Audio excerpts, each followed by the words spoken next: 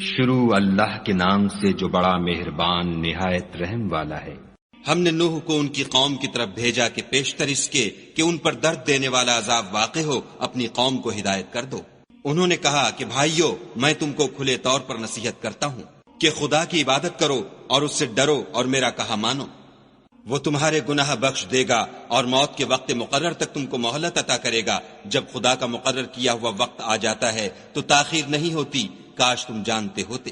جب لوگوں نے نہ مانا تو نوح نے خدا سے عرض کی کہ پروردگار، میں اپنی قوم کو رات دن بلاتا رہا، لیکن میرے بلانے سے وہ اور زیادہ گریز کرتے رہے۔ جب جب میں نے ان کو بلایا کہ توبہ کریں اور تو ان کو معاف فرمائے تو انہوں نے اپنے کانوں میں انگلیاں دے لیں اور کپڑے اوڑھ لیے اور اڑ گئے اور اکڑ بیٹھے۔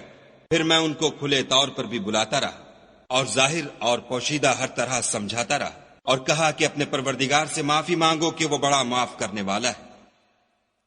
وہ تم پر آسمان سے مہ برسائے گا اور مال اور بیٹوں سے تمہاری مدد فرمائے گا اور تمہیں باغ عطا کرے گا اور ان میں تمہارے لیے نہریں بہا دے گا۔ تم کو کیا ہوا ہے کہ تم خدا کی عظمت کا اعتقاد نہیں رکھتے، حالانکہ اس نے تم کو طرح طرح کی حالتوں کا پیدا کیا ہے؟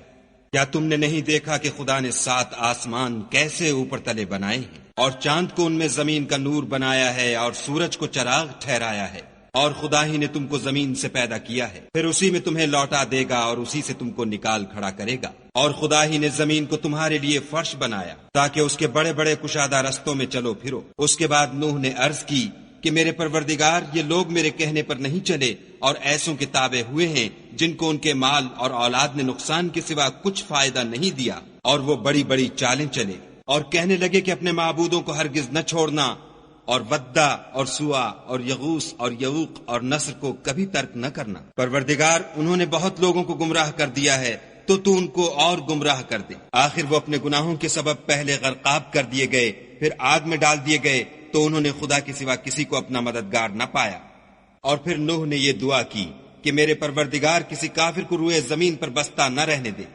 اگر تو ان کو رہنے دے گا تو تیرے بندوں کو گمراہ کریں گے، اور ان سے جو اولاد ہوگی وہ بھی بدکار اور ناشکر گزار ہوگی۔ اے میرے پروردگار، مجھ کو اور میرے ماں باپ کو اور جو ایمان لا کر میرے گھر میں آئے اس کو اور تمام ایمان والے مردوں اور ایمان والی عورتوں کو معاف فرما، اور ظالم لوگوں کے لیے اور زیادہ تباہی بڑھا۔